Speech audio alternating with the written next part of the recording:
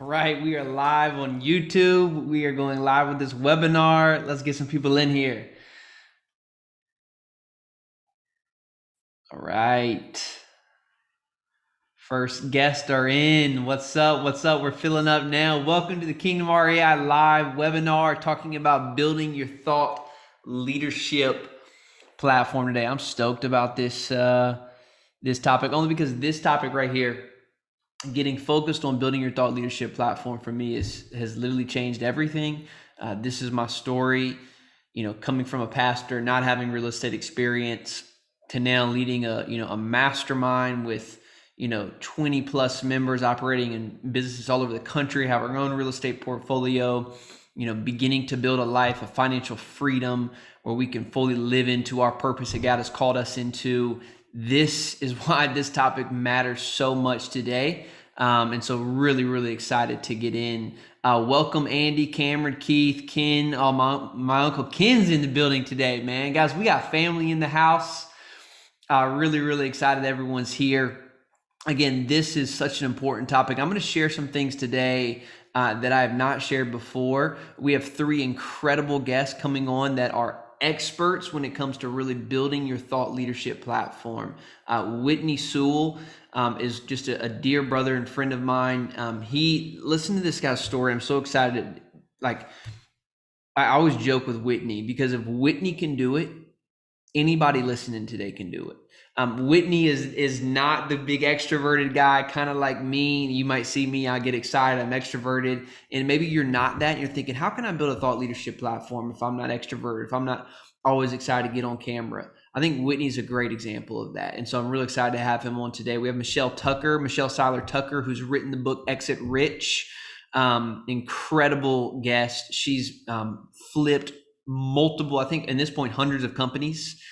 Thinking about how to set up your business, your thought leadership platform from a standpoint in which you can exit. 50% of companies go out of business in 5 years or less. Wouldn't you rather be in business for 5 years and then make an exit, or have a team in place so that your business can continue to function? That's what we're going to be talking about today. So make sure you stick around. I want to hear right now, if you have a thought leadership platform, if you have a podcast or YouTube channel, post it in the comments. I'd love to know who already is working on something like this. If you have a thought leadership platform, say yes, and make sure you respond to attendees and panelists, and tell us the name of your show. Tell us the name of your show. I'd love to hear what it's called, or your YouTube channel, whatever. I'll be sure to go check it out, leave a comment, even leave a review. Be happy to do that for you today, so that we can support one another. This really is a community that we're building here at Kingdom REI. I want to be able to show up every single week and deliver great, exceptional content to you. So I want to get into today, just to give you a quick brief. Kingdom REI is a mastermind community to help faith-driven investors multiply their income and their impact through joint ventures and collaborations with members inside of our community. So we're helping members, people who want to grow and scale their businesses. Why? So they can have greater financial freedom, greater financial impact to advance God's kingdom in the world and in the marketplace. We do that through our community and by bringing great people in to connect with one another. And so excited, we do this webinar for everyone to just show and share the things that we're learning inside of our community that are helping us grow and scale our businesses. And we think it can have massive value on you. You can learn more at thekingdomrei.com about our community. But I want to get in today. By the way, make sure you let me know what your platform is. If you're just joining, welcome. We're talking about thought leadership platforms. And I want to know if you already have something. Do you have a YouTube channel? Do you have a podcast? Do you have a webinar? By the way, this is my thought leadership platform. Just so you know, this is what I'm building. I'm building a thought leadership platform so that I am seen as an expert when it comes to marketing, real estate, joint venturing. And so when you say, hey, who can help me with this? The first person you think of is who? Ellis can help me. Ellis's community can help me. I need to go to Ellis. That's what I want for you. When people think about real estate, they think about investing, whatever your niche is, they think of Andy, they think of Chris Jones, they think of Jeff. And they said, I'll be willing to pay or spend time or whatever it takes to go learn from Jeff, because he set himself as the expert in this category. And so That's what a thought leadership platform does. It sets you up as the expert. By the way, bonus points, and I forget the name of this principle. It's blanking my mind right now. I call it the Kobe Bryant effect. But there is a principle, it's been proven by science, that if someone spends time watching you online or videos or even audio, a podcast, for example, that they can actually build trust, build a relationship with you. Does anybody know what that's called? Anybody, the Garrity principle or something like this? I forget the name of it, but I think Kobe Bryant's a great example of this, that the whole world mourned when Kobe died. Why? Because people have spent days, weeks, months, years of their life watching this guy, and they fell in love with him. And I think it's the same thing even in our company. Our thought leadership platform has given me so much trust with people that I've never met before. I rarely get on a call now with a stranger. I've never met them, but they feel like they've met me because they've spent hours and hours and hours of time with me. That's what this thought leadership platform has the power for you today as well. It's the ability to scale relationships. Like if you want to grow your business, you have to move away from kind of one-to-one. Not that that's not important in some part in your business, but if you want to scale your capital raise, if you want to scale your lead flow, you have to think about scaling your relationships. And a thought leadership platform allows you to reach and connect with people when you're sleeping, when you're on vacation. This goes on YouTube. So once we do this thing, my team breaks it up and we put each little segment on YouTube so people can go back and watch this. Our podcast runs every single day. We get close to 1,000 downloads every single week. That means I'm reaching 1,000 people every single week by recording 1 hour a week. Now I record a lot more than that because I record a bunch of shows, but I record one episode and it gets listened to 1,000 times in a week. I could never have 1,000 conversations. So this is the importance of what I want to show you today. But before we get who's on here first, I think we got John coming on first, and so I want to show you something though that I've never shown anybody. And here's the thing. Before we start talking about building your thought leadership platform, listen, are you ready to take action today? Because I hope you did not just come here to listen. I need you to get ready to write, to do some stuff. Are you ready? Like, let me just see. I will not move on until I'm making sure you're ready. Because I don't want you to just listen. I really need you to be here today to say, I'm going to do something. The reason I show up every single week and do this is because I'm serious about helping faith-driven investors grow and scale their businesses so they can multiply their income and their impact. Are you with me? Can I see something? A yes, a heart. Okay, I see some hands being raised. Wonderful. Maybe I've disabled the chat. That's why you can't chat today.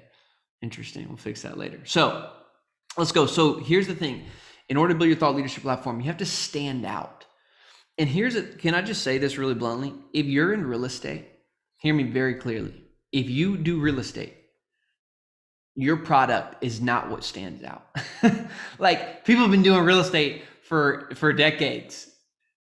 Your product, your investment is not what's going to capture people.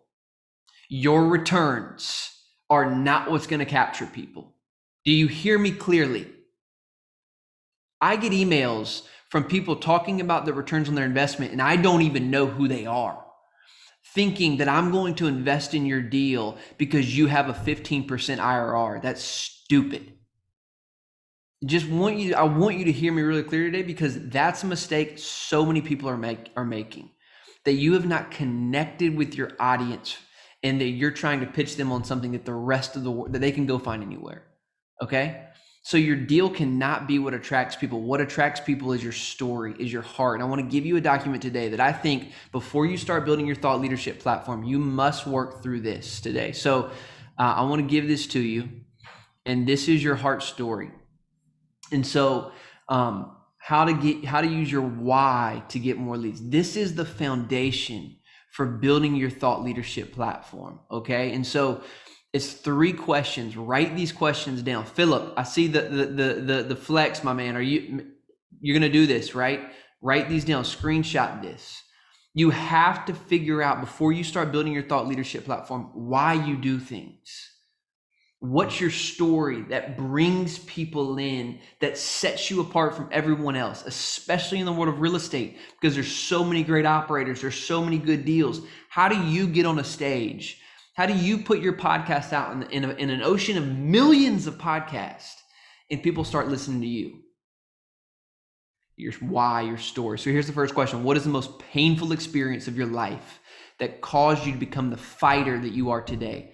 If you know my story, then you know about that time when that missionary kid came to me and said, Ellis, I don't have enough money to buy groceries this month. And I was a missionary at the time and could not help him. That changed. I want to figure out how to build wealth so that people no longer, so that missionaries, so that think that missional minded people, men and women, companies, businesses, nonprofits, that we can support, that we can advance God's kingdom in the marketplace, right? That's important to me. That's my why. Money is important. We should be going after, we should be building how to learn how to use it, leverage it, multiply it, right? So that's a big part for me. What is that for you? Painful. Like, why are you in the line of business? This is where people relate to you, where they say, yes, I want to work with that guy more than anybody else, or that girl more than anybody else. Why? Because they get my pain. Let me say something about this real quick too. I think a lot of times we're not, like, I always say this, your why should do two things. It should attract the people that you want to work with. And it should also repel the people that you don't want to work with. When people find out that I'm a strong Christian and that my business is God's business and I'm here to advance God's kingdom and that our community is for faith-driven leaders and our investments really support kingdom initiatives, I get a lot of people that say, I'm good. I'm good. That's good. I want that, because the people that are about that say, I'm in. I'm in. That's why you're all here today, because you said, I'm in. I want that. I want to be part of that community. I like this guy, Ellis. So are you repelling and are you attracting? You feel me? Can I get some thumbs up? Can I get some shockers? All right, here we go. Number two, what are the biggest lessons you learned from that experience? Right? Be vulnerable. Talk about, because when you start talking about your lessons, what you've learned, it purifies your offer. And so for me, I talked about, how I learned that money wasn't the root of all evil. That actually, if we learned how to master money through education and financial education, that we could actually be good stewards of money and then leverage that for the good of others. And then I also learned that the more capital that we had, the more influence that we could have over the lives of people. And so when I learned those three things, I got serious about building wealth through real estate. So what are the lessons that you've learned from your experience that also can connect to your end audience? And then why does this matter to your client? How will it help them better understand where you're coming from? And so you're always thinking about your story, but in light of someone else. So how are they hearing it? No one really cares about my story and me helping missionaries or whatever until they realize, oh, wow, I should get better money too so that I can go help others, right? No one really cares about my necessarily story until it connects with them. When they realize, oh, wow, I have the wrong view of money as well. I want to learn how to save it, build it, multiply it, and then give it to others. You see what I'm saying? My story of finding freedom is only as relevant as that it helps them find that freedom. And so why does this matter to your client? So I hope that's really helpful today, because we got some incredible guests that are going to come on here and just absolutely freaking blow your socks off. The first one is going to be John Casman, because I want to give you this foundation first. So then now John comes on, we're going to be talking about marketing. You can take this foundation and begin to apply it to building your own thought leadership platform. And so without further ado, I see my man is in the building. So I'm going to bring him up here. I'm going to make him a panelist. John, come on, brother. Put your video on.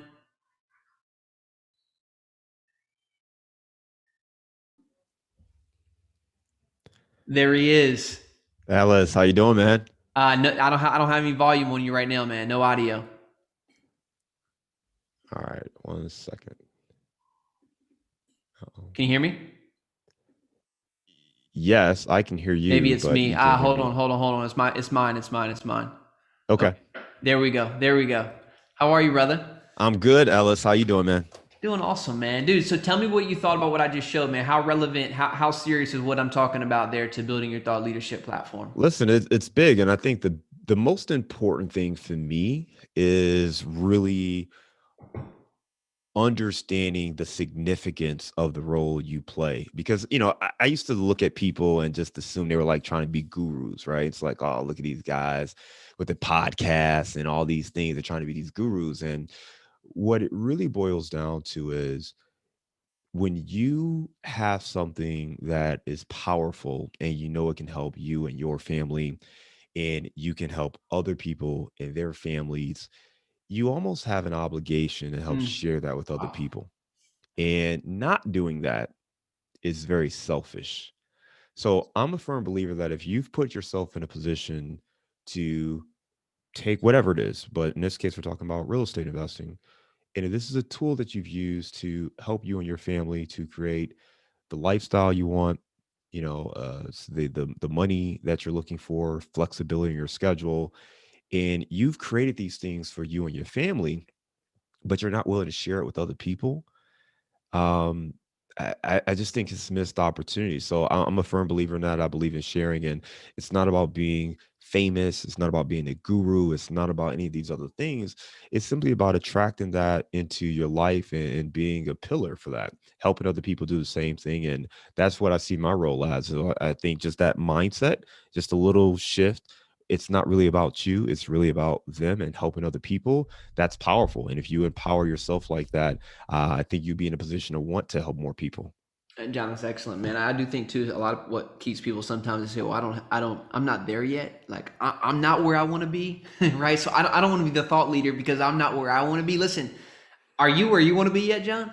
No, not at I'm all. not where I want to be yet, but I have learned enough where I can help some people because I'm a few steps farther in a few areas. There are people in my mastermind that have more wealth than me, the more real estate than me. They are better experts in other areas, but I know a few things that I can help them on too. For example, thought leadership, right? So you don't have to be where you ultimately want to be in order to start this. You just need to be a few steps ahead and be teaching people what you're learning as you go. That's literally what John and I are doing here. We haven't mastered this marketing thing yet. We know a few things that are helping us in our business that we want to give you today. All of you have that as well in your business. And so I love that, John. Thank you so much for that thought, man. So bro, let's get in because you are one of the thought leaders when it comes to marketing in real estate. Why? Because he has a podcast called Marketing Insights. Actually, what is that official title? I want to make sure I get that right, John. Yes, Target Market Insights, the multifamily marketing show. Yeah. So I mean, what a perfect title, right? So John has set himself up as a leader, as a thought leader for real estate investors in the multifamily space who want help in marketing. And so, John, we only got we don't have a ton of time today. So we got a couple guests coming on today, but the thing I wanted to ask you, man, was I want to talk about standing out in the marketplace. Like you're interviewing different marketers, you're learning this as a marketer. What are you doing right now to first I want to talk about standing out, attracting new leads, and then I want to talk about capturing and nurturing. But talk to us first just about like how to get attention right now in a very noisy, very red ocean environment that we're in, multifamily, real estate, etc. Well, I think first of all, you have to understand who you serve. And one of the things that you do extremely well is you got really clear on who you serve. We can all say, hey, we're looking for passive investors, right? Passive investors who are accredited, who've got, $100,000 to invest in a deal. That's easy. How do we connect with those people? How do we engage with those people? And who are you uniquely positioned to win with? And I think that's the thing that we don't talk a lot about. I tell a lot of my coaching clients that, listen, I may have more experience than you and more knowledge than you, but there are people out there who will want to do business with you more than me for other reasons. Maybe it's because of, your background. Maybe it's because of the city you live in. Maybe it's because of the career that you grew up in. Maybe it's lifestyle driven. But we have different connections to people for different reasons, right? And that's one of the things. And when people tell you to start with friends and family, it's because they have a unique connection to you that other folks won't have. So those are the things that you want to understand. So when you talk about standing out, in a sea of sameness. Part of it is understanding where can you connect. The other thing is you got to be your authentic self. You have to bring yourself to the table. Why would somebody want to do business with you? If you come out and you're a cookie cutter approach and you're just like everybody else, well, you're just like everybody else. Yep. Why would I pick you over the next guy?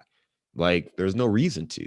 So I think you want to understand who you're connecting with, what you have that is compelling to these people, and make sure you highlight those things. And it should be true, it should be authentic, it should be who you are, the things that you value. And I think you want to share that with people. And when you do that, you attract your tribe. And that will allow you to be around the kind of people that want your help, that you can help, and makes it a lot easier to grow.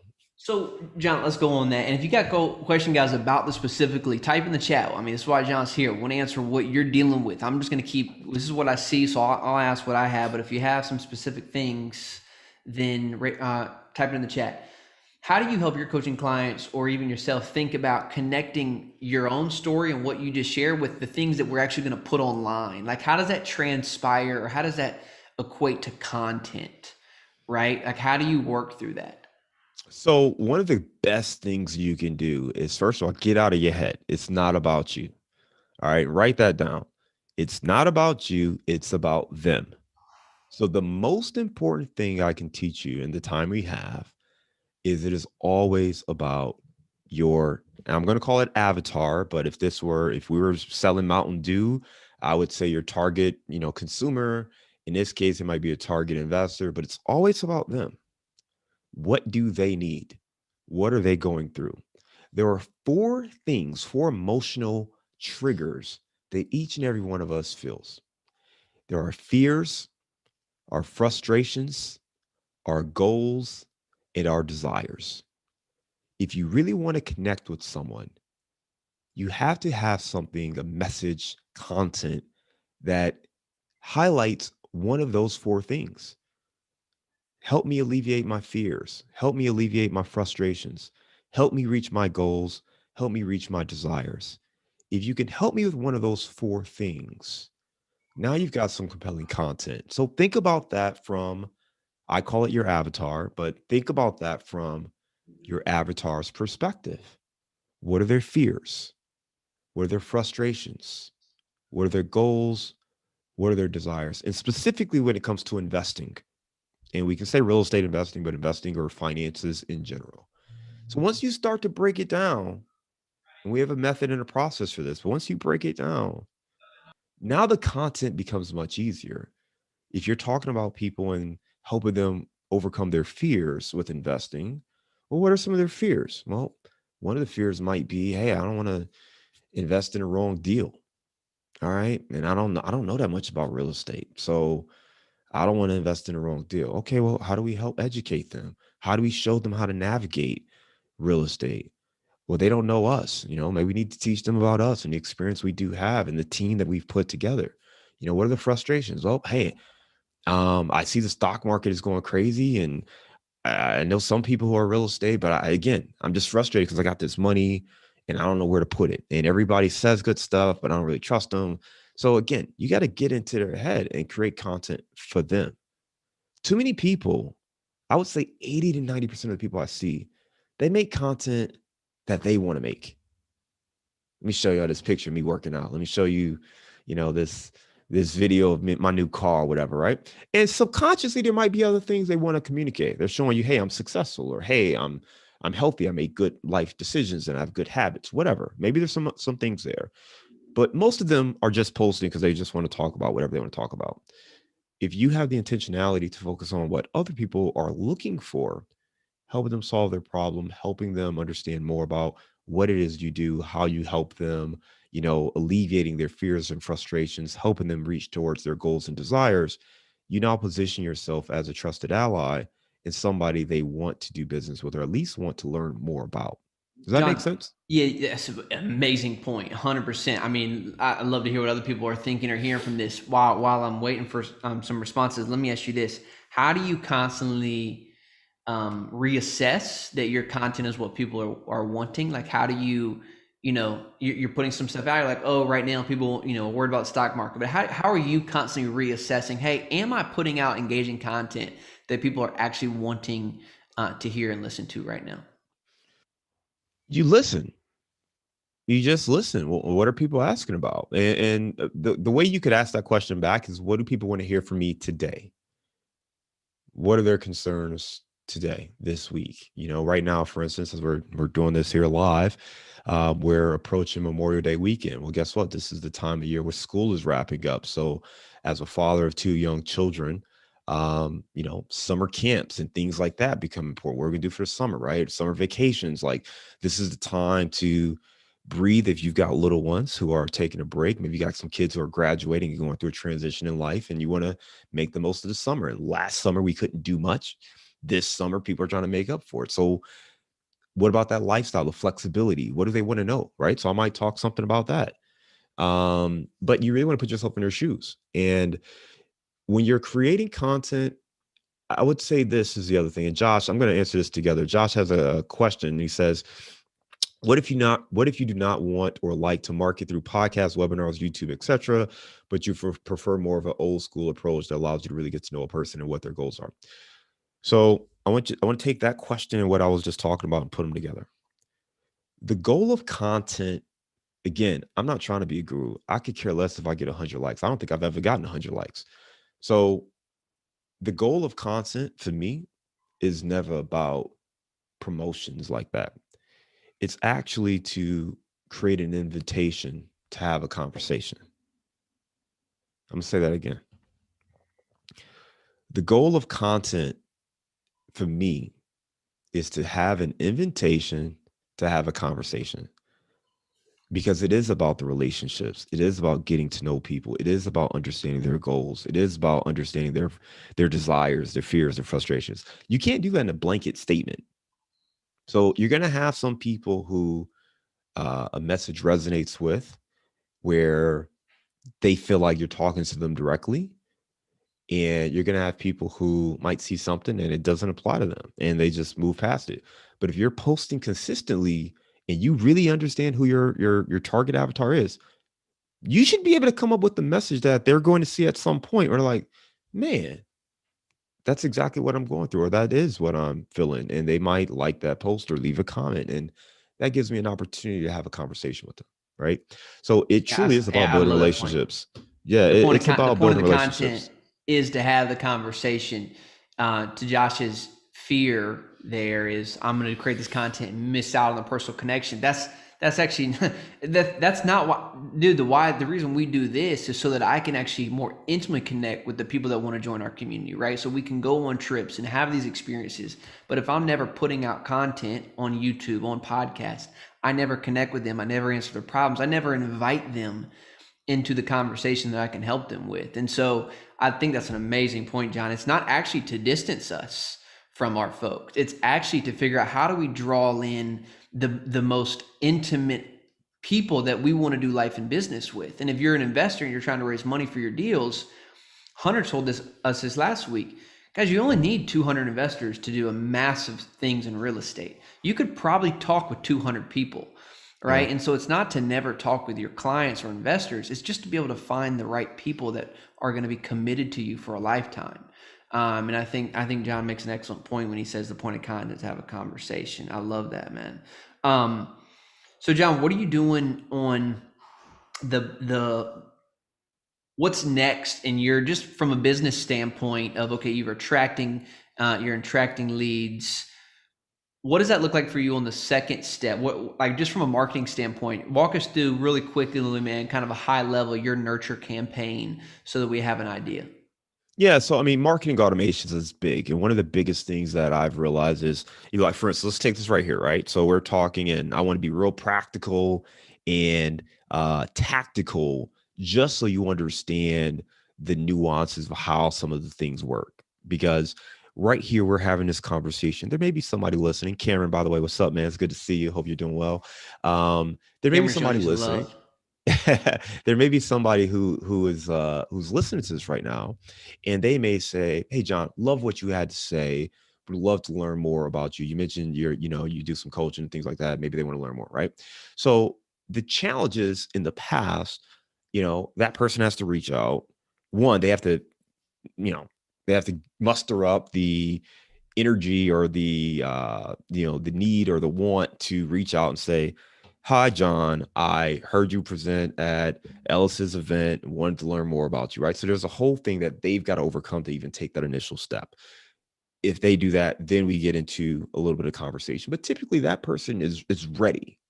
For you to send an email or to reach out or to call or text and say, hey, I heard you speak here. Um, they're usually ready for the next step. I'm looking for coaching, or I'm looking to partner with you. I want to invest in your deal. They're typically ready for them to reach out. Most people are not ready immediately. So they might like what I have to say right now, but they need more time to get to know me, to learn more about what we're doing. They don't want to talk yet. And that's just the reality. People just don't want to Yeah. talk. They don't want to feel like they're about to get sold or whatever the case may be. So, one of the natural things you want to do is create what I call a lead magnet. And I didn't name this. This is just industry stuff. But a lead magnet, I'll give you a great example. Right now, we have a sample deal on our website. So you can go to casmancapital.com/sample deal, and you can download our lead magnet, which breaks out just a rough idea of what a sample deal looks like. Whether you're looking to be an active investor and you want to know, like, okay, what kind of stuff should I put in my deal package, or you're passive, but maybe you don't know what some of these terms mean, or you don't really know what the IRR breakout looks like. And you just want to get a sense of, like, can I see a deal that's not live so I can really process this first? That's a great resource there. From there, we do have some follow-ups. You'll get some automated emails that will give you more context on the sample deal, what to look for. You'll get some podcast episodes that we highly recommend Wait, based wait, on, wait, wait, wait, wait, wait, yeah. wait, wait. So you're telling me they don't download your sample deck and then you send them an email that says, "Hey, schedule a call with me to see if you want to invest in my deal."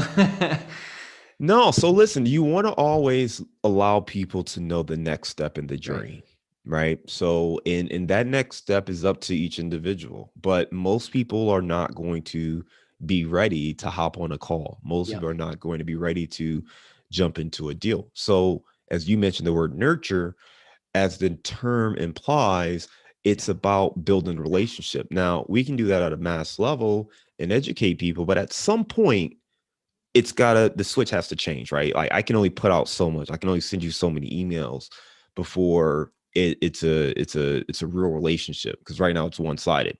So at some point, that person needs to pick up the phone or respond to the email and say, hey, I've been following you for a while, or been listening to this, or I have a question about that. And then we can engage in that relationship building. But I for just think me, that's it's a such a great way good to do point, it at man. And scale. yeah, and we'll wrap up here. John, this has been awesome. I just think I want to make that point of kind of joking to think that, or jokingly ask you that question, because just because someone opts into your lead magnet or listens to your show or whatever does not mean yet that they're ready to buy or that they're ready to get on the phone with you. Like you think about this from a dating standpoint, and so I love that example, man. If you're sending them even more resources that makes you a thought leader, that shows you as an expert, that builds that trust, the audio, the video, all of the things that if they watch, which by the way, you can track on your CRM, if they watched it, if they opened it, how much time they spent on there, right? And so you can see how warm they really are, how cold they are, right? If they've opened everything, then hey, it's probably time to pick up the phone and say, hey man, looks like you've been consuming a lot of our content. Are you looking for coaching? Or if they opt into your stuff and never opened your emails, which you can track, it's probably not the best time to say you want to sign up for coaching, right? Because they Or still you can haven't follow seen up and you as say, an hey, expert. man, you signed up for this and you haven't opened up any emails. Are you Yep. getting them? Yep. So Yep. there's some stuff there. But Yep. yeah, you're spot on. There's a way to do it. And I would say that it's a relationship, whether it's dating, whatever, however you want to look at it. There in marketing, we call them marketing funnels. And I have to first be aware that you exist, right? So any product, service, I have to be aware that you exist. Then I have to consider you. Then I have to actually try it out. And then I can become a fan or a loyalist. But most people are in the consideration set, and you have to give them the information they need to consider, because they're going to make that decision, not you. You don't get to tell them to invest with you. They get to decide whether or not they want to do business with you. John, where can people go, man, and learn about you, your company, and how you can help folks? Check out the sample deal. I mean, that's really the best way to kind of come in, learn a little bit more about the way we think, the way we operate. You get some follow-up emails from there, casmancapital.com/sample deal. That's awesome, man. If you would type that in the chat before you get out of here so For people sure. know how to get in touch with you, man. I just want to say thanks so much for coming and serving our audience. Really has been a blessing, man. I've loved getting to know you. We've got to meet a couple of times at some different in-person events. And so hopefully, man, we'll see each other again. We'll see each other again at some future events. Absolutely. Thanks for having me. All right, man. Absolutely. Okay. So with our next guest here, man, I'm excited about this guy. Always love seeing him. And then we're going to bring him on. So our next guest is none other than the man, the myth, the legend, Mr. Whitney Sewell. How are you, brother? We got to unmute you. You got to unmute. You'd think I know how to use that mute button by now. Every time, man. Every time. Welcome. Yeah, glad to be on here. How are you, Whitney? I'm doing great. Cannot complain. Listen, because our time is limited today, man, I want to get it right in. Let me just share a quick bio about Whitney, and then I'm going to let him give the content today. Here's why I asked Whitney to come on the stage, and Whitney's actually going to be speaking at our in-person event in August. Whitney, I hope you don't, I do this, say this out of love, brother. I think you're an amazing human being. You're one of the most genuine, authentic, kind-hearted people I know. You, however, are not the most exciting person on camera or on video. You're not going to win an Emmy, for acting or anything.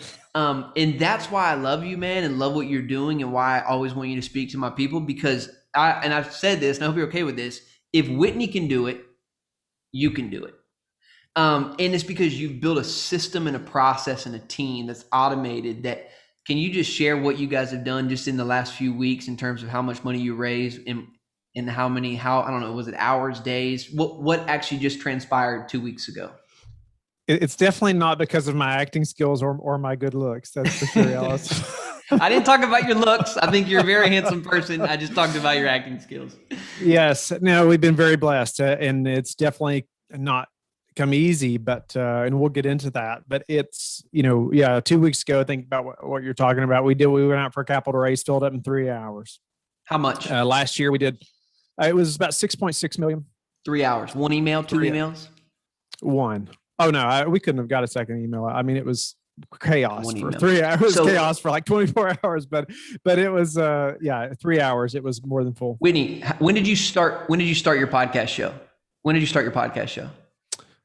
We started, I think we launched in like October of 18.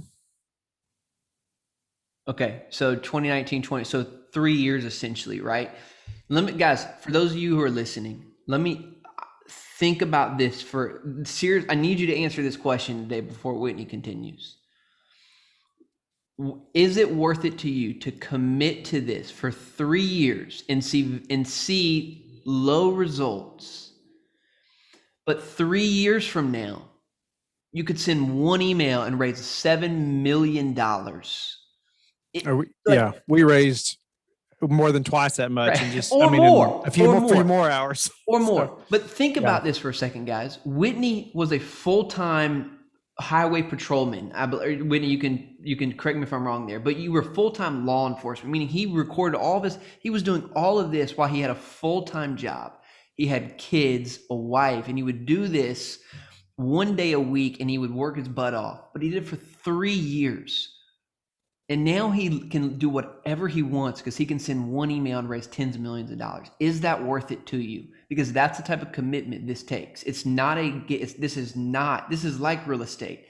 It's an asset that appreciates and grows over time, and you have to be committed to it. So Whitney, I'm so pumped to have you here, man. I'm so pumped to spend some more time with you. What I want to talk about today is if you would, over the next 10 or 15 minutes, talk to us about building this or setting this up as a CEO, as a business, as building your thought leadership platform, as a business itself in terms of your team, the automation in your process. That's what I really want to learn from you today, man.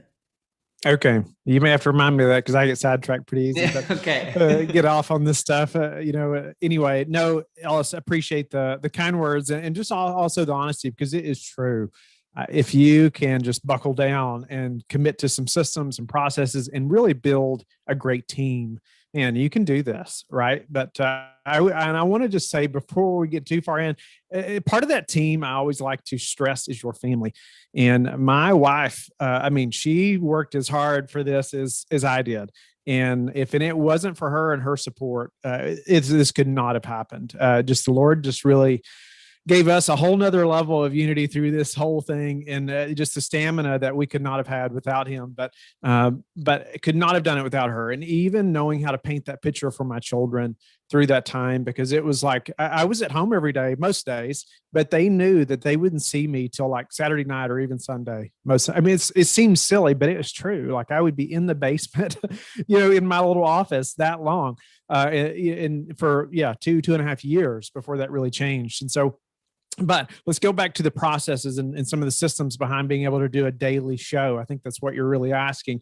I get asked all the time, is it worth it? Is it worth it really, Whitney, to do a daily show? So before we started the podcast, I was debating about doing a daily show, and I was going to different conferences. I met with two individuals who I'm sure everyone watching right now would know. Like they would know these individuals. And I talked to these individuals, had dinner, just me and this person. And this is two different conferences, two different people that everyone would know. And I told them about the daily podcast, and both of them said, Whitney, you're crazy. Don't do that. Don't do that. That's too much work.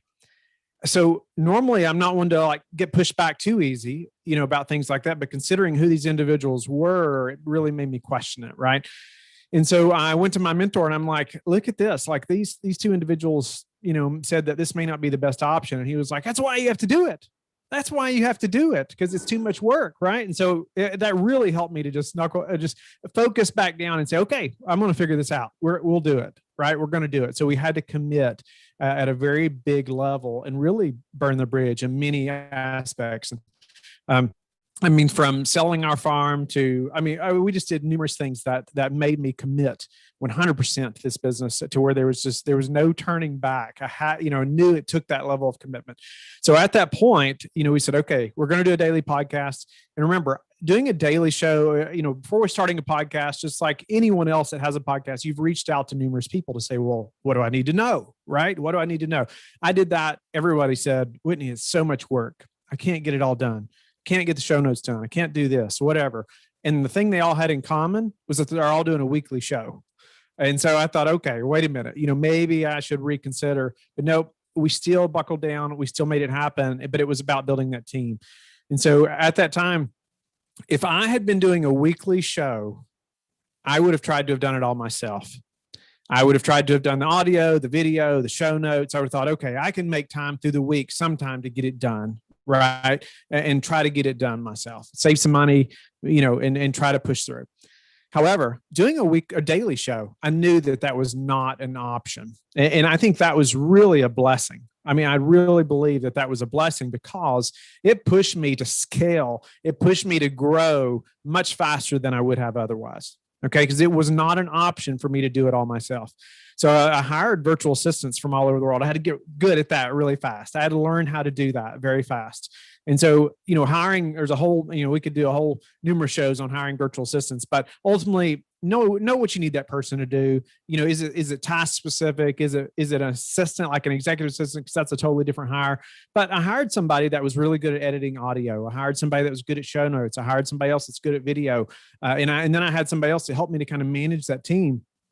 And so, when I would go in and I would record, like that team knew, and one of them was responsible for just finding guests. Because you can imagine finding 30 guests, especially when your show is new, it's very difficult. Like nobody knows who you are. Nobody's who wants to be on your show if you don't have any kind of following, no downloads to say, hey, I've got this many thousands of downloads. So a lot of people will say, I'll give you some time and then I'll be on at another time. But so it's difficult. So there was somebody that was finding guests. That was almost their whole task was to find guests. But what it did, though, they knew that all they had to do, the biggest thing that person had to do was fill my schedule on my recording days. Right. So like Ellis said, I had 2 days off a month, or every other Monday. I was a federal agent at that time. And I worked, I was at a 3-day weekend every other weekend. And that Monday, my team knew that I had 15 spots for interviews. and they needed to fill every one of them if at all possible, at least 12, right? And it was difficult. It was difficult to get that many at once. But I knew, like, we called it a marathon day. My wife knew it as well, Chelsea. Like, we called it a marathon day because not only would I do 10 to 12, at least 10 or 12 interviews. I mean, it's nonstop. It's back to back to back. I stand behind the desk all day long. It's just hard as I can go. And then, but I would also take investor calls. I would also be interviewed on other podcasts. I just knew that that's the way it had to be. And I really think you have to go into it knowing that it's not, don't focus on how much work it's going to be. Like, it was just like, if that's what it takes, then let's just get it started. Right. Let's get it started. And then we committed. Right. And so my team knew that we had to book that many shows. And then I would get home in the afternoons as well. And I would have interviews. I would have 3 to 4 interviews most afternoons, or at least 2 more afternoons a week at times. And then investor calls or emails. I would even take investor calls from 5 to 7 a.m. I would leave that time block open at that time. I don't now. But, for investors, believe it or not, there's some that will schedule calls during that time.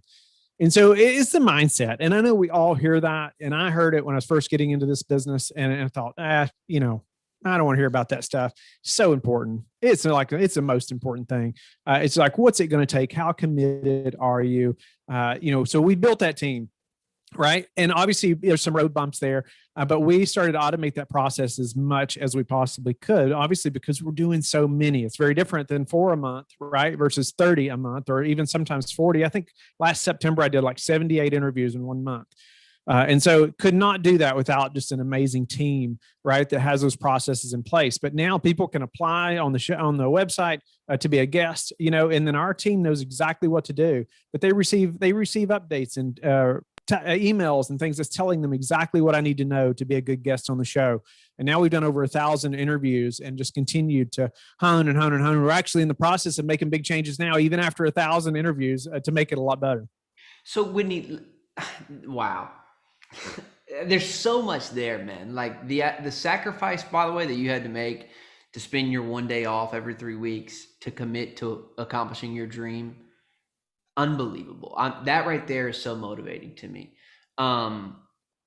Literally that's going to change the rest of my week right there. So thank you. 2, for someone who's getting started in this, who's like, okay, I'm committed. Whitney's convinced me. When you started building your team, did you know all the pieces that you needed, or did you get started and say, okay, I need this? Like, how important is it to know what you need on the front end, or just to get started and build it as you go? It's so important just to get started. It is so important just to get started, because done is better than perfect, right? So I often get that question, right? Well, how do I know when I'm ready? I'm like, go start recording some shows. You're going to figure it out, because you have to know that your first show is going to be just not that great, right? It is just not going to be that great, most likely, unless you've already have some history recording and interviewing and talking to people. But your 20th show is going to be so much better than your first, right? And your 30th and your 50th and so forth. But you're never going to get there if you don't get started, right? So, and I'll give you a quick story on that. I was also, at the time, I was living in a different house, and you could hear everything in our home from one end to the other. This is right before I started to record shows. And my boys, who were much younger then, but they would train their stick horses up and down the hallway, and I thought, there's no way I can record in this house. Even if I try to keep them quiet, I could still hear them even from the other end of the house. Thought, there's just no way. And so I was talking to my mentor about it. I'm like, I got to go rent a hotel room, or I got to go find some other place where I can just record for a day. And he was like, here's what he told me. He has a podcast, and he said, Whitney, I interviewed Robert Kiyosaki sitting in my Toyota Camry. And I was like, okay, that's all you had to say. Let's go get this started, right? Let's quit making excuses and let's go get it started. Because those connections, the networking piece behind podcasting is the most important piece. That 10 minutes or so, that's all I could have at that time. After the interview, 5 to 10 minutes just to connect with that individual. Most important part of the whole podcast, like those relationships. Everybody talks about how your net worth is connected to your network, right? Well, I've increased that over 1,000 people, in this space, over the last few years. So you do the math there, however you want to. Yeah. Whitney, I can't wait to learn more from you, man. Like, there's so many things there about virtual assistants and the processes that we are going to just pull out when we got that day together in Texas for our mastermind. I mean, seriously, man, this is what I wanted to get from you today, this idea of team, because we have Michelle Tucker coming on next, who is just a freaking rock star when it comes to exiting your business and thinking about building teams. So this sets us up perfect, man, because I do think like in this day and age, like if you're going to make a commit to content, which by the way, I think you would agree with me, Whitney, like if you want to grow a profitable business over the next 10 years and you're not online, you're fighting uphill. Yeah, no doubt about it. You can't be competitive if you're not online and if you're not producing a ton of content. Yeah, Todd asked how much is enough content, and until people say you are literally, and no one's ever said it to me, by the way. And there's no way you produce more than Whitney. You produce more than me. Has anyone ever said, Whitney, you produce too much? Has anyone ever like said you're so annoying, Whitney? Stop making content. Yes, no, they haven't. But some people will say, well, how much is too much? And I'm like, how much can you create? Like, Yeah, how literally. much? Yeah. I'll tell you how much is too much, Todd. How many times do I open this phone and get on Instagram and scroll through until you see my picture every single time you open your Instagram? That's too much, literally, because that's how quick people forget, right? That they forget your name, your brand, your company. And so literally, like my goal would be that you open up Instagram, and most people open up Instagram 5 times, 10 times a day. I want to see me every freaking time. Or I want to see you every time. And I almost see Whitney every time when I go on Facebook because that's where he dominates. So Whitney, this has been awesome, man. Thank you so much, brother. I want people to make sure they know where to go about your company, your podcast show. Where can folks go to learn? lifebridgecapital.com. You can email me, Whitney, at lifebridgecapital.com, or you can call or text me, 540-5854-338. Would love to connect. Whitney, before you go, will you type that in the chat? Make sure you respond to panelists and attendees so that we have your website, and put www so it's a hyperlink and people can click to go there. Wow. Guys, it's a commit to content. I love, Paul, you're absolutely right. Done is better than perfect. That is literally a core value in our company that I tell my team all the time. They're like, I'm like, done is better than perfect. Optimize as you go.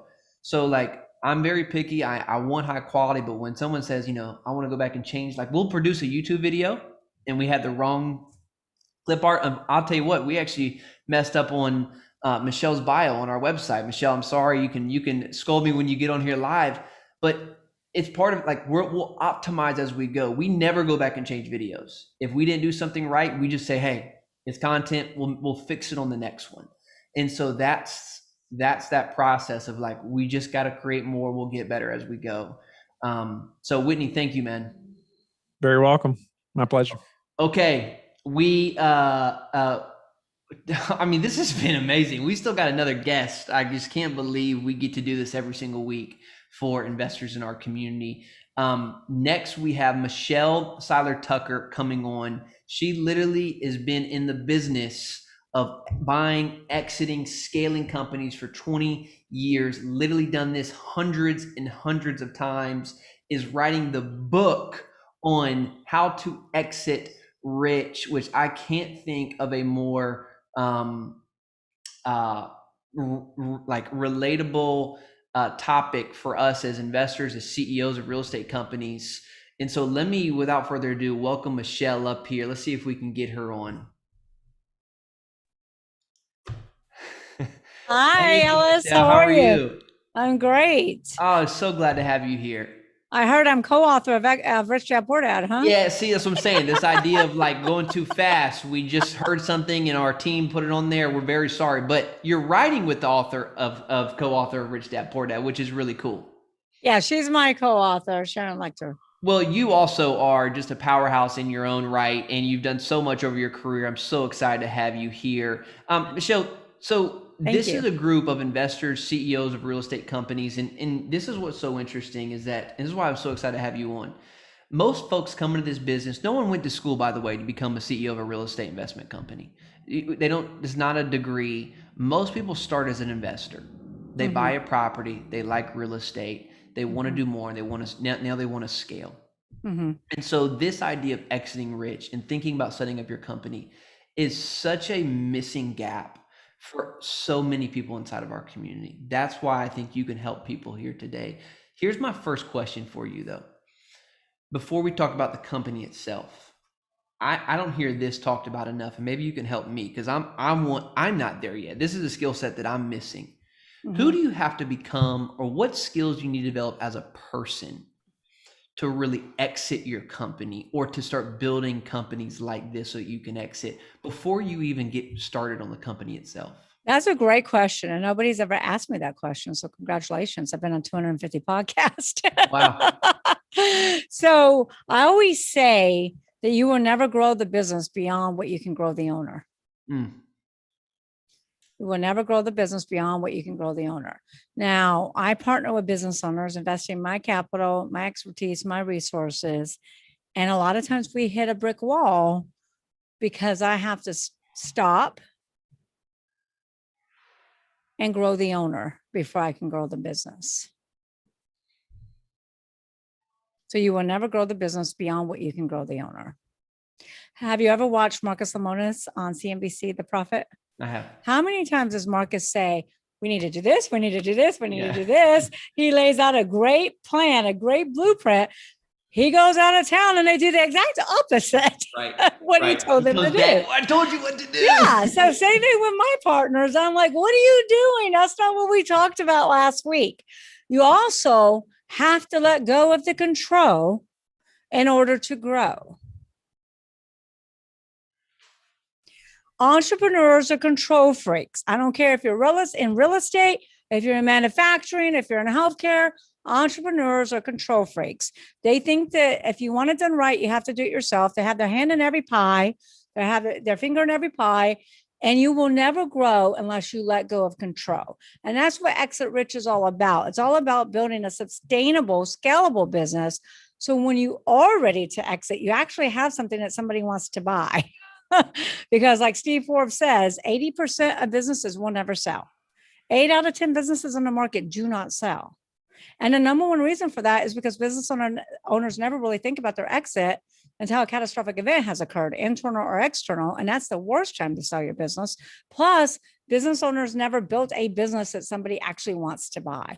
Many business owners build a glorified job in which they go out to work at every day versus a business that actually works for them. What is your percentage, your rule? Like going back to that when you say you have to let go of control if you want to grow, like how I always hear I have like the 70% rule or the 60% rule or the 80%. Like how much are you okay in terms of quality giving up? Because that's the thing, you do trade quality when you let go of control sometimes. What are you okay with? Okay, you trade quality, but that's not really true. That's a misconception. Okay. You have to train. You have to train. You have to have your processes, which is my third P. You have to have your processes in place. You have to train on quality control. Plus, you must inspect what you expect. Trust, but verify. So just to say, Say that again. I missed it. You must inspect what you expect. And you must trust, but verify. So it's a misconception to say you're going to lose a percentage of quality. You will in the beginning because they're not trained properly.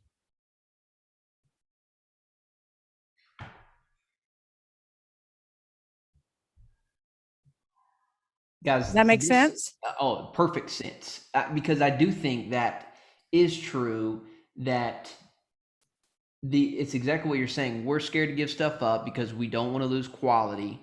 And then we do it and we give it and we lose quality. I'm like, oh, see, I knew this was going to happen. But what we don't do is that second part of inspecting what you inspect, taking the time to build the system and team and the processes around that, verifying that, giving feedback. Because I think you're right. And I think that really just clicked for me, Michelle, is that the reality is I'm actually not the best or the expert on all that I'm doing. There's actually people more qualified who actually could do it better than me if I gave them the right vision and work with them to actually do that. That is very true. I don't build my websites, but I know what I want and they build it. So I think that's actually really helps me overcome some of those. Yeah, you got to really trust, but verify. And here's the bottom line. If you're giving up quality, a percentage, you did something wrong.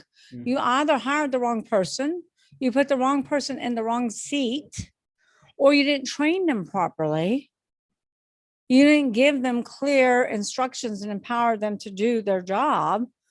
Sometimes people just mess up because they're so intimidated and scared that we're going to yell at them. Yeah. So you really got to make sure you hire the right people. You have to have a clear definition, a clear business plan of what you're looking for, a clear job description of what you're looking for. You have to hire the right people. I always say hire grit, sometimes over education. And then you got to test them. Then you got to make sure you have a good training program. And you got to inspect what you expect on a regular basis until that confidence level is there that they're doing a good job. And the more that you're confident that they're doing a good job, the more they will be confident. And in fact, the more it will empower them to do. What do you mean by test? Can you explain that a little bit further? Test? Oh yeah, I test everybody.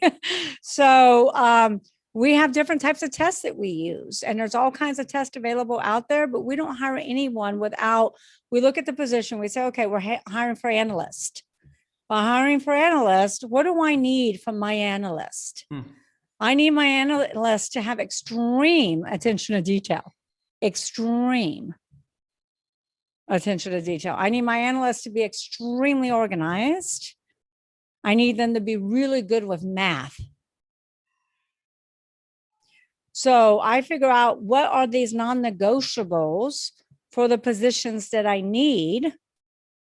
And then I have different tests to test them on those non-negotiables. Plus, before we hire, we have intern programs. We have intern to hire. So we get to work with them for, a few weeks, a few months to make sure they're a good fit. And we also never hire anyone without them coming in and shadowing and working with us for a few days.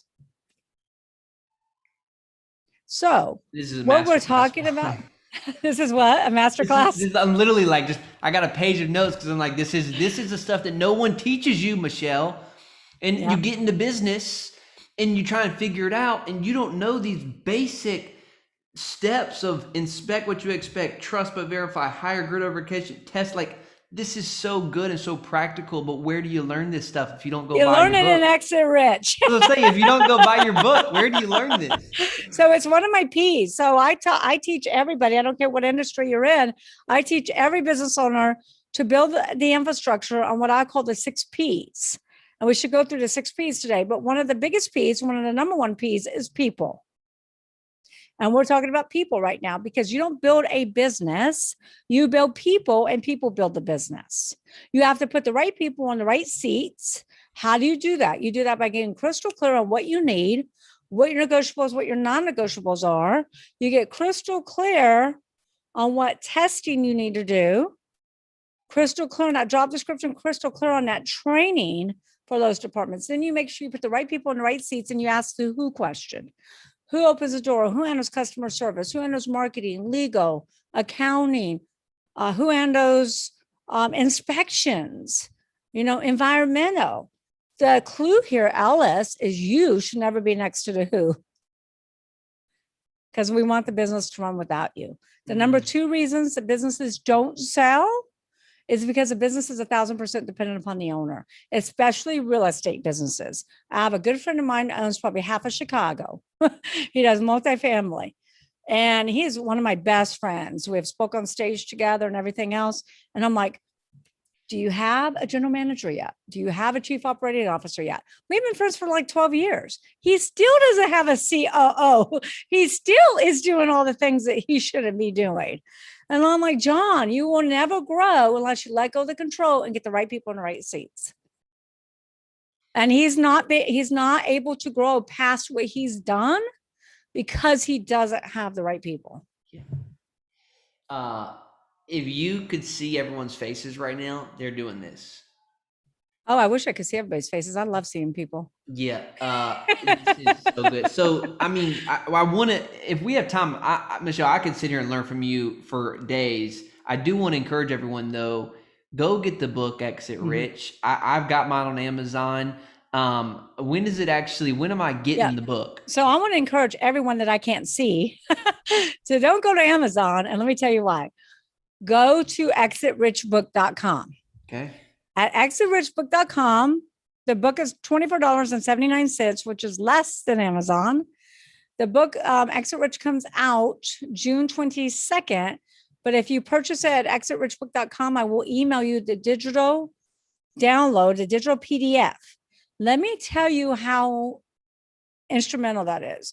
I just had a pharmaceutical, an owner of a pharmaceutical company call me, and he said, Michelle, I just printed out your PDF of Exit Rich. I printed it out in Ledger Pages. I'm using it as a workbook, and I'm incorporating all these tips and strategies and techniques, like you said, that nobody told me that I didn't learn in college. And he says, I'm incorporating it into my exit strategy, and I want to hire you to sell my business. I think we can sell it between 30 to 50 million, which he's right. We can sell it between 30 to 50 million. But he says, this is the best book I've ever read. You got more tips and strategies and techniques in here, what we should be doing to build our infrastructure so we can exit when we're ready. And he says, I never learned that from anywhere else. So at exitrichbook.com, we email you the digital download. We ship the hardcover to your doorstep to anyone that lives in the United States for no additional shipping.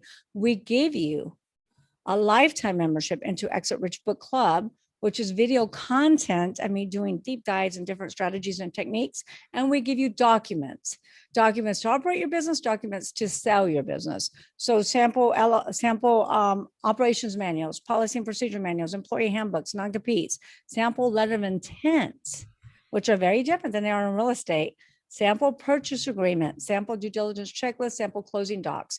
Everything you need to operate and sell your business is there at the Exit Rich Book Club.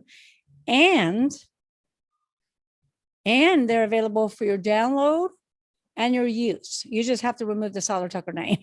I had a lady send me documents yesterday. She goes, can I use these templates? I go, yes, but you have to remove Seiler Tucker. You cannot keep my name in there. And so common sense is not so common, right? So anyway, and you also get a 30-day free membership into Club CEOs, which is a mastermind, an entrepreneur mastermind, where we really help business owners build that sustainable, scalable, and sellable business so they too can exit rich. And that's all at Exit Rich Book Club. I'm sorry, exitrichbook.com. All right, I just posted it, by the way. I'm sold. Michelle, let me ask you this question, and then if I don't have much more of your time, I can let you go. But you've accomplished so much already. I always like asking this from very successful entrepreneurs, business owners like yourself, being younger in my career. What keeps you motivated? Why go after something like this? Seems like another business you're doing, writing a book, a mastermind. That's a lot of work for someone who's already done so much. Why? So that's funny, because when I talk to clients about their GPS exit model, I always ask them, what's your why? Why do you want to sell your business for 10 million? Why do you want to sell it for 20 million? My why is I've always been an entrepreneur. I've always owned different businesses and different verticals. I love entrepreneurship. It runs through my blood. I am like a kid in a candy store. I can't wait to find out how someone started their multi-million-dollar corporation with an 8th grade education. We're selling a business right now for $70 million. The owner started that business out of his pickup truck, selling one product at a time with an 8th grade education, and not even from the United States. Wow. And I just love stories like that. What breaks my heart is that the business landscape has changed dramatically. It used to be, when I wrote my very first book, Sell Your Business for More Than It's Worth, in 2013, 95% of all startups will go out of business. We know that. However, when I started writing and doing the research for Exit Rich in 2019, 2020, did the exact same research. The business landscape has flip-flopped. It has changed dramatically. Now, only 30% of startups will go out of business. Now, out of 27.6 million companies, those businesses have been in business 10 years or longer. 70% of those businesses will go out of business. Will go out of business. You hear about the big public companies all the time, like Toys R Us goes out of business, been in business for 75 years. Kmart, Steinmart, GNC is closing down 900 locations, but they're not talking to you about the private businesses on every street corner, in every town, in every state across our great nation. These business owners are exiting poor. They're selling for pennies on a dollar, closing their business, and or filing bankruptcy. And when you file bankruptcy, you usually lose not just your business assets, but your personal assets too, because most business owners pierce the corporate veil because they commingle assets. So it's my passion, it's my mission to try to help as many business owners save their business and exit for their desired price tag so they can finally enjoy the fruits of their labor. Wow. That's my why. Michelle, I do think, let me ask you this last question here. This idea. And I of got time, so you can ask me a few Okay, questions. wonderful. I'm Well, good. then we're in no rush. Let me I ask know you this. went late with Whitney, so I, in terms of exiting, you know, how I guess because I never even understood the idea of exit until very recently.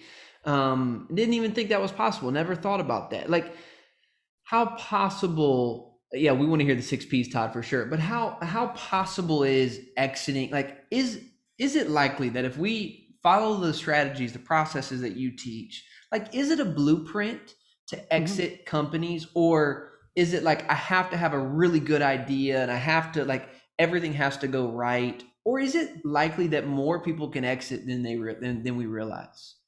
my goal is to increase the my goal is to increase to 20% of businesses that sell to like 40, 50, 60%. Because right now 80% of businesses are not selling.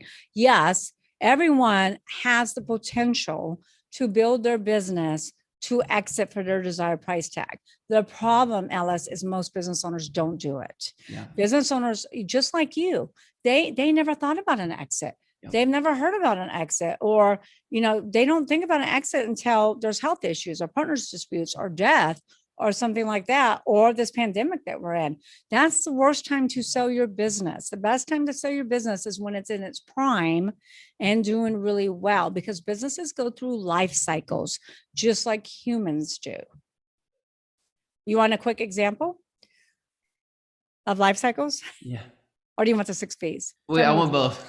Oh, you want both? Okay. So life cycles. I'm greedy. A business idea goes in the incubator, right? Business ideas in the incubator. Only 5% of business ideas will make it out of the incubator. Babies go in the incubator.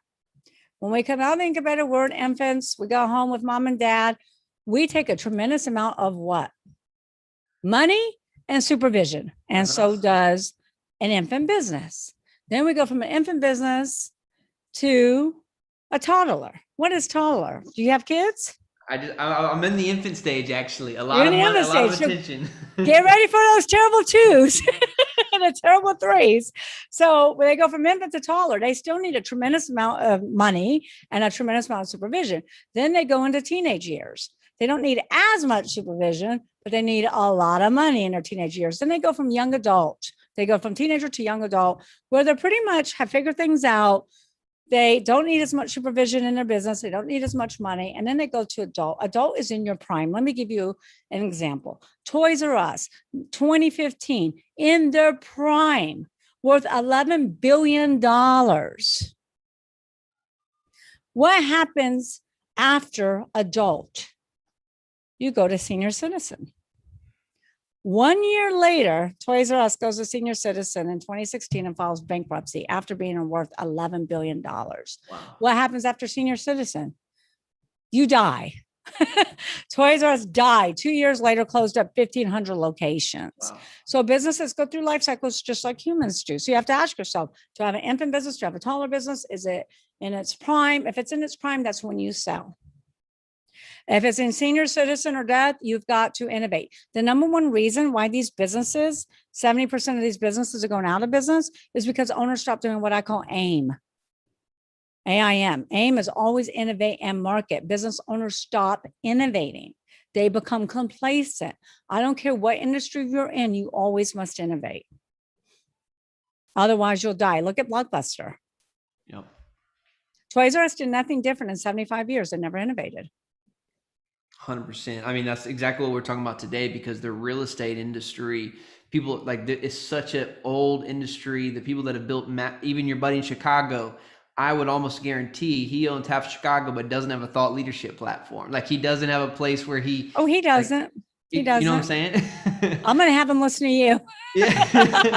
So, he doesn't listen to me. Maybe he'll listen to you. So I do think that's so right on, that like I want to inspire my people too. I love that AIM, always innovate in market. Always innovate in market. Okay. So number one is people. We talked about people. The number two reason that business owners don't sell is because the owner has built a glorified job and wants you to go to work at every day versus a business that works for them.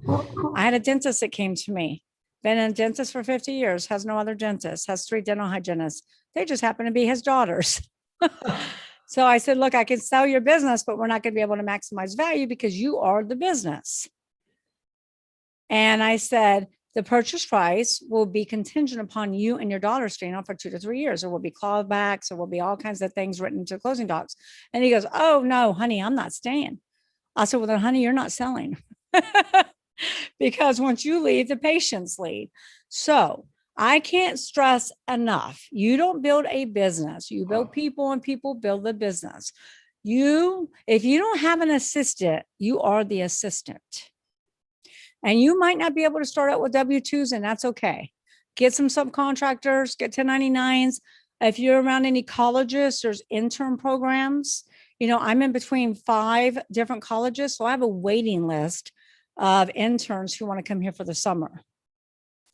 So figure it out. You also got to know, what is my worth per hour? What is my worth per hour? Do I make $100 an hour? Do I make $1,000 per hour? And then that helps you determine what you can afford to pay for those positions, because there are A, B, and C tasks. You got to focus on your A's, delegate your B's, and never do your C's. So the next P, if you don't have any questions there. Keep rolling. This is so good. I'm just taking notes. This is awesome. I understand the people. We hear a lot about people. I want to hear the other piece. Products. So product is your industry, your service, your product. So for y'all, it's real estate, right? Yep. So product. So you have to ask yourself, is your product on the way up or on the way out? Is it dying or is it thriving? Do you have an Amazon? If you do, you should be selling. Or do you have a Blockbuster about to go bust? Now, product is where you need to innovate. Product is where you always aim. You always innovate and market. And listen, ask yourself 3 questions. Amazon did this back in the 90s. Ask yourself, what business am I in? You're not in the real estate business. You're not. It's like McDonald's. Did y'all ever watch the movie The Founder? When they asked Ray Kroc, what business are you in? He kept saying, I'm in the restaurant business. And the gentleman said, no, you're in the real estate business. What business are y'all in? Amazon did this back in the 90s, and they asked themselves, what business are we in? And Amazon said, we're in a book selling business. We fulfill book orders. And then the second question is, what is my core competency? What do I do better than everybody else? What is our USP, our unique selling proposition? And Amazon said, we do fulfillment better than everyone else. The third obvious question is, what business should I be in? And Amazon said, we should be in a fulfillment business. We should be fulfilling orders for anyone around the world. Those 3 questions are transformational. Business owners have to get out of transactional and become transformational. Those 3 questions transform Amazon from a small book fulfillment company to multi-worldwide billion-dollar corporation. So product, here's the other thing with product. Don't put all your eggs in one profit center and one product. You need to have multiple profit centers. Like my M&A firm, we get paid off of deals. We get paid off of evals. We get paid off of mentorship programs. We get paid off of books. I get paid on speaking engagements. I have probably 10 different profit centers. That's why so many businesses failed during this pandemic, because they rely on one profit center. Yep. A restaurant relies on people to come in and eat their restaurant or take food to go. They have no e-commerce site. They have nothing else. You have to have multiple profit centers. So start thinking about your business and ask yourself, what business am I in? What do I do better than everybody else? What business should I be in? And start creating those multiple profit centers. Because real estate, what goes up must come down, right? And real estate is huge right now.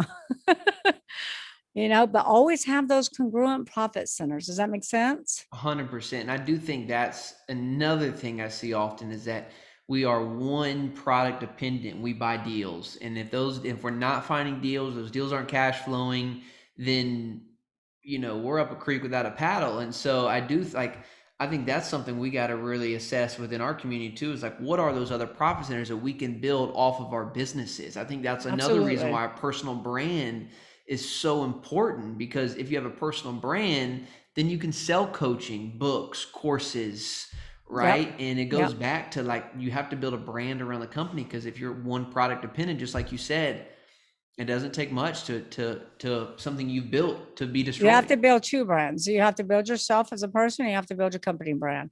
I build me, Michelle Seiler Tucker, and I build my company brand. So you have to build both, kind of like Steve Jobs did. You know, you always knew Steve Jobs' brand, right? But he also branded Apple. Right. So you want to brand both. But you need to start thinking about that stuff. And sometimes you have to step out of your own industry.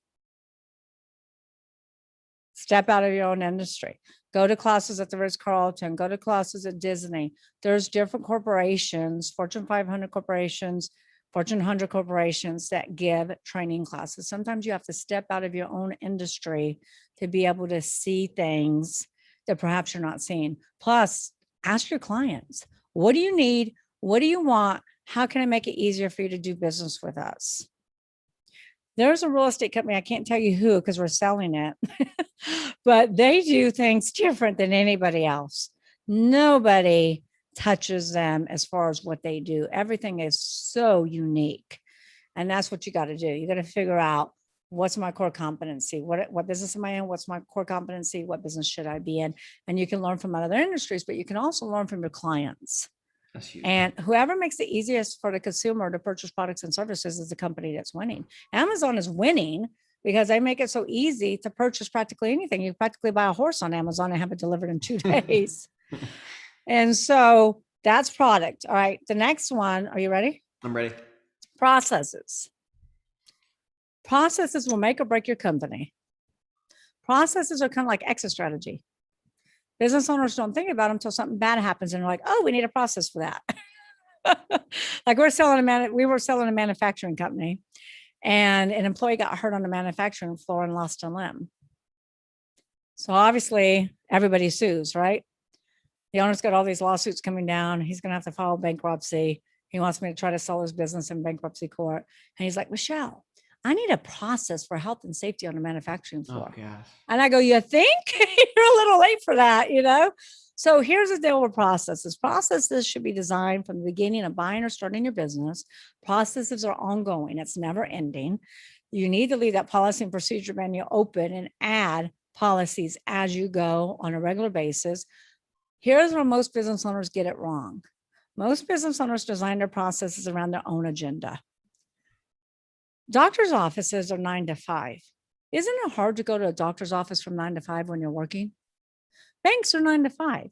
Isn't it hard to go into a bank when you're working? Chiropractors are Monday, Wednesday, Friday, typically from 9 to 12. Then they come back from 3 to 5, and then Thursday morning or Tuesday morning. What are they designing these hours around? What are they designing these processes around? Yeah. The patient experience or their own agenda? The McDonald brothers. If you watch the movie, The Founder, the McDonald's started McDonald's and said, we want to create a fast food restaurant because there isn't any back in the 40s or 50s. And they said, we want to create a fast food system and we want to design it, the processes around the customer experience. We want our customers to experience great tasting food that's hot, that's fast, 30 seconds or less. Do you remember when the McDonald's brothers went to the empty tennis courts, took chalk, drew out the processes, everyone bumped into each other, everybody stepped on each other's toes. Beautiful One of scene. the McDonald brothers on a ladder, orchestrating, coordinating what everybody should do until they really had the symphony of processes to determine who takes the order, who cooks the burger, who puts the 2 pickles on a bun and gives it to the client 30 seconds or less. Those processes were designed back in the 40s and 50s. And even though they've been tweaked along the way, you can eat at McDonald's anywhere in the world and get the same experience. Same thing with Burger King. You need to McDonald's your business. You need to design the processes with the customer experience in mind. You need to create wow experiences for your clients. Do you know that Dr. Nito Cobain, who is the president of High Point University, sits on the board of Lazy Boy, sits on the board of Harvest Bread Company? Do you know he has a director of wow at High Point University, and he has a director of unwow? So the minute somebody registers at the college, they ask you, what's your favorite food? What's your favorite drinks? What's your favorite everything? If there's a problem, let's say the shower's leaking. They get a basket of all their favorite things delivered to their door and says, "We are so sorry that we caused you an inconvenience this morning." They have a directive wow and a directive unwow. Whoever creates the wow experiences and makes it easiest for the consumer to do business with you and makes it an enjoyable experience is the company that's going to win. So many companies are losing market share because they stop asking their clients, "What do you need? What do you want? How can I make it easier for you to do business with us?" Yeah. Wow. So processes have to be designed. So stop and ask yourself, what do you want your customers to experience? What do you want your clients to experience? Many owners have never even asked that question. What do you want your clients to experience? And then design your processes. They need to be efficient. They need to be productive. Processes should be designed to decrease overhead, not increase. They need to be well papered. You have to have your policy and procedure manuals, your SOP checklist by department, your employee handbooks, your non-competes, your contracts. And you need, one thing under people too that we didn't mention is that when you're trying to sell a business for 5, 10, 15, $20 million, you're going to have a management team. The entrepreneur is typically the visionary. You need an integrator. You need a liaison to integrate your vision to all the departments so they can bring your vision to life. And when you go to sell your business, they're going to look for all these documents. I think that's so helpful, and that's something we started doing. I'll talk so you can catch a bit of water. Yeah, I don't know what's going on with me. That's something we started doing this year. And for those who are listening, is we just have to start again. Done is better than perfect. We just opened up a Google document file, and now we started putting all of our processes and procedures. Like, hey, we did something. I'm like, hey, talk to my assistant. Put that process into another Google Doc. Title it this. So that we just start tracking things. Now, we don't have this beautiful file yet, and it doesn't say Kingdom REI, but we have a Google Doc, and at least we're starting now to build some real, like what you said, written down processes so that we can bring someone into this role later, and all they got to do is follow the steps of how do you reach out to a webinar guest? How do you, what's the follow-up process? What happens after we record the webinar? And so that's all that's been for us. Maybe you can give some feedback to Michelle is, that's just what we do now. Once we do it once, we say, okay, let's write it down. We can optimize it later, but that way we know exactly what we did step by step, and we just put it in a Google folder. So I think that's great, all except for one step. Okay. And I hope you're okay with me telling you. Oh man, I love this. This is why we're still talking, because no one teaches me this, and this is all I ever want is just to learn. So please. Don't put it in Google. Okay. Google is not secure. You do not want your policies and procedures in Google. Do you know that I have clients that set up a Google Drive, and put all their financials in there to give us their financials? It's not secure. I tell everybody, do not put stuff in Google. Go get one of those other apps. I forget the names of them, but there is one. We're working with a company right now. And everything they do is in a certain app, and I forget the name of it. It starts with an S. But everything's in there. So everybody's on track. Everybody can comment. Everybody can do this. Everybody can do that. Get it out of Google. It's not secure. That's great. That's a great word. Yeah. Okay. And I will, after the show, I'll have my team email you what the name of it is, and you can put it in a chat for all your listeners. Yeah. Hey, and Michelle, there's several programs like that. I want to bring someone up real quick. I don't know if I have time to get through the other 3 Ps, but I want to, Ken, if Ken's here, Ken is my uncle, is up in New York. He's got to meet you. You guys, I want him to bring him on here. He's been a mentor of mine for a long time. Let's see if I can get him on here just to say hello, have some fun before we get out of here today. I do want to go over the 4th P for sure, because that's proprietary, and that's what Whitney was talking about. I want to bring Ken up here, and then I want the 4th P. Ken, what's up, my brother? This is my cousin Kenneth. Hi, Ken. Up in the New York area. Ken, you got to unmute, man. How are you? How are you? Yeah, I'm in my workout clothes today. I was just, chilling out. How are you? Nice to meet you. I'm enjoying it. Thank you so much for the invite. Ken, have you read or heard of Michelle's book or anything that she's put out up to today? To be quite honest, I haven't. I'm so sorry, Michelle. I mean, you just lit me up. It's amazing,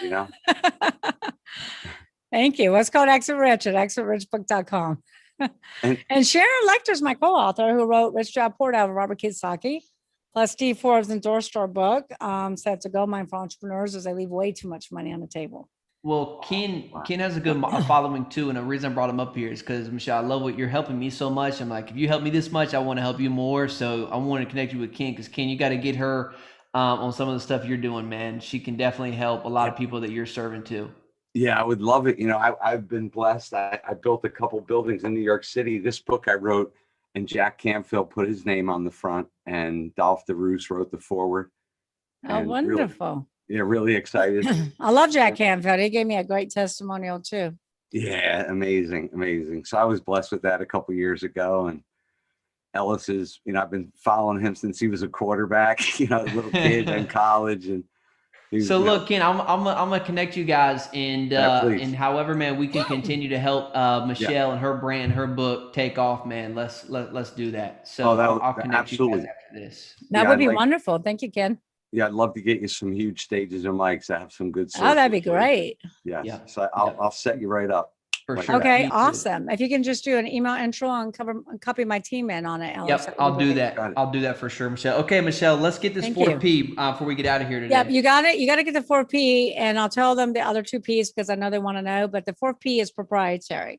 So businesses, let me give you a quick crash course in valuations. Now, real estate's a little bit different, but businesses that have under $1 million in EBITDA is earnings before interest, taxes, depreciation, amortization, will trade anywhere from 1 to 3, maybe 3.5 times EBITDA, depending upon the synergies.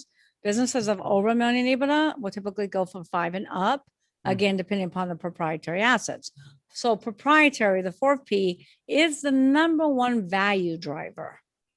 It can take you from a 5 to an 8 multiple, from an 8 to 10. These are synergies we're talking about. The competitors and strategics will pay a lot of money for. There's 5 types of buyers. Strategics and competitors will pay typically the highest multiple because they're buying synergies to catapult their current business to the next level. Plus, they're taking advantage of economies of scale, etc. So there's 6 pillars to proprietary. I'll do it really quickly. Number 1 is branding. The more well-branded you are, the more I can sell your company for, as long as your brand is relevant in the mind of the consumers.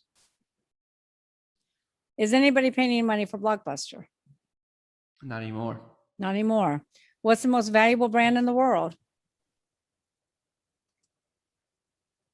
Apple. Apple, yes. I was going between Amazon or Apple. I was like, I think it's Apple. It's Apple. Amazon's in the top 10. Apple's worth $359 billion. That's just for the brand. That's not cash flow, inventory, assets, real estate, or anything else. That's just the brand. Trademarks are huge. Trademark your company name, trademark your podcast. Did you trademark your podcast, Ellis? Did you get a federal trademark? Got to get a federal trademark. Got to get a federal trademark.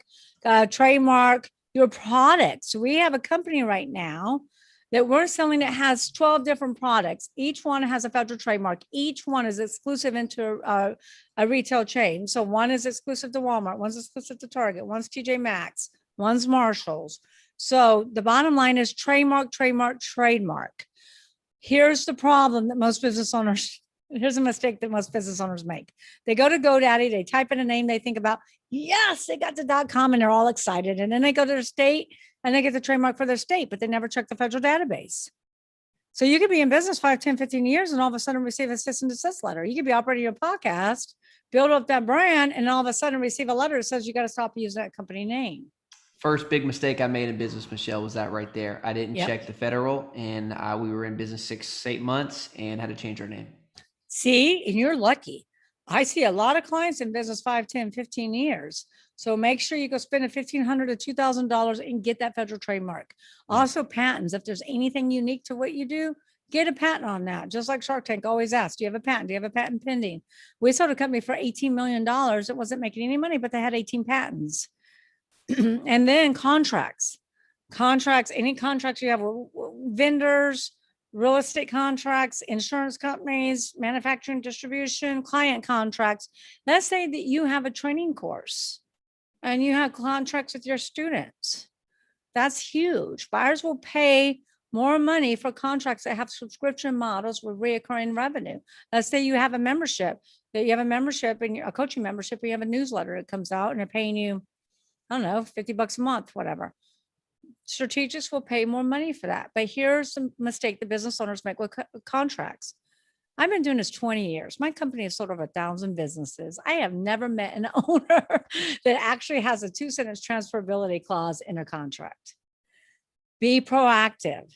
Get that 2-sentence transferability clause and says this contract is transferable upon the new entity, because 98% of all sales are asset sales, not stock sales. If the buyer doesn't agree to a stock sale, and your clients don't agree to consent to transfer, if you got thousands of clients and you can't go to all of them, your deal will fall dead in its tracks. Right. Right. Databases. Build your database, your CRM, nurture them. If your clients can be retargeted and repurposed, companies like Facebook will pay a lot of money for that. Facebook paid $19 billion for WhatsApp, and WhatsApp was hemorrhaging. But they had a synergy. They had 1 billion users. Yeah. We're talking about synergies right now that strategic competitors, private equity groups will pay a lot of money for. Any type of celebrity endorsements, content. Let me talk about celebrity endorsements really quickly. We have a client that's favorite things is on Oprah. Anytime, even in real estate, if you can get a celebrity endorsement, if you can get somebody like Tony Robbins or anybody, that's worth money. Strategists will pay a lot of money for that. Content is huge, because that content is worth money. Your ratings on the internet is huge. That is all what we call about proprietary synergies. Also for my e-commerce businesses, I know this is real estate, but any top positions you have or any top positions you have on the internet, that's worth a lot of money. Strategists will pay for that. So we're talking about proprietary assets. Proprietary will make you a lot more money on the sell of your business. Make sense? And then I'm gonna get real quick. The 5th P is patrons. That's you want customer diversification, not customer concentration. A lot of business owners follow the 80-20 rule, where 80% of the revenue comes from 20% of their clients. You don't want that. And then the last one is profits. Everybody's like, Michelle, why do you put profits last? Because lack of profits is never the problem. It's always a symptom of not running on one of the other 5 Ps. Clients come to me and say, Michelle, I have a profit problem. I'm like, no, you have a people problem, or no, you have a process problem.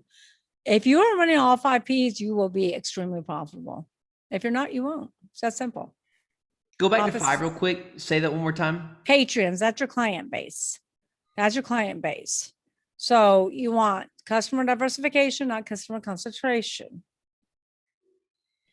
Let's say if 80% of your revenue comes from 20% of your investors or 10% of your investors, and you lose an investor, you follow me? Yep. Okay. Wow. So you have to look at your clients and make sure that you have customer diversification. Look, we once sold a media marketing company, or we're trying to sell, I should say, between 10 to 15 million. They have 5 clients and they cater to casinos. They lost 2 clients while we were trying to sell them. Their revenues dropped in half in a year, but I dropped in half. So they weren't sellable any longer. We had to merge them with another company. Michelle, I mean, literally, like, this is the type of stuff that I crave, because I look for it, because there's no one's really teaching it, because I think a lot of people out there like yourself, who's really in the business, they're too busy to put out the meat of what it takes to really own, operate, scale a business. And so I just thank you for being so generous with your time today and sharing these things, because this is meat. Like, this is solid food that entrepreneurs can eat on to really grow and scale their companies. And I'm so on board with your mission, and I really want to help you scale it. So thank you. And we'll do all that we can to make sure we help grow this book. And anyone who's listening today, and we'll get this on our YouTube channel and all the things that we have, so hundreds and hundreds of people will see this. ExitRichBook.com is where you want to go to really get this book, get the other resources that Michelle was talking about. Michelle, any other place where we can go to learn from you or follow you in your personal brand, your personal journey? You can go to my main website is SeilerTucker.com. And then of course you can, thank you. Definitely buying the book, Paul. Thanks, Paul. And then you can also follow me on social media. On Facebook, it's Michelle Seiler Tucker. Connect with me on LinkedIn, and I'm on Twitter. We're everywhere. Got it. Thanks, Michelle. Seriously, this is fun. I'm excited to see your journey, and hopefully maybe I will be able to meet in person one day at a future mastermind or an event. That would be really cool. Absolutely. And I'm looking forward to meeting and connecting with Ken. Yeah, thanks. I'll do it as soon as this for sure. Okay. Thank you. Thanks again. Thank you Michelle. so much, Ellis. Thank you, Hey, Anna. for everyone who's going to stay on for a few minutes, Andy, there's a few people on here. I want to show you something that Michelle, she talked about a USP, unique selling proposition. I got a document. Since you stayed on late, I want to show you this document that I think could really help you.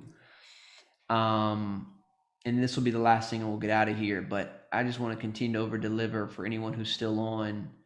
So this is a USP framework that we work through right here, discovering what makes you unique. And I think this is what she's talking about by proprietary, and really taking time to figure this out. What makes you different? What makes you unique in the marketplace? This is just a good starting point. I'd screenshot this and begin to think about what is your USP? What is your unique selling proposition? That, remember, real estate is not your USP. Real estate is everyone's doing this. So what makes you unique? What is your proprietary process? I think that's a great question to consider today, and wanted to leave you with this worksheet so you can maybe take action from this. Go ahead, Michelle. You got something else? Yep. And I want to take it one step further, because a lot of times business owners like, I don't know what makes me unique. I don't know. Or what they think makes them unique is not what their clients think. So you should go back to your past clients and ask them, what's the reason you did business with me? You know, just give me 1 word, 2 words, 3 words max, why you chose me over everybody else. Does that make sense? It makes it's a great sense, and you could even put that, I think, too, Michelle, even in your onboarding process too, right? Mhm. Like you could do that when you first come on, and then maybe even after you send out your first distribution or second, like once they've been in your business for a while, why they came in originally, and then maybe why they stayed. If they invest in a second deal, you could almost add that into the onboarding process, just so you capture that every single time. Again, building a process around how do you capture that data? Well, put that in. Like, I know most people have some type of onboarding step where they have to fill out to invest in your deal. Put that in. That way you can get that data on a consistent basis. I think that's excellent advice. Yep. And have them add it to your testimonial. Yeah. Yeah. You know, Gosh.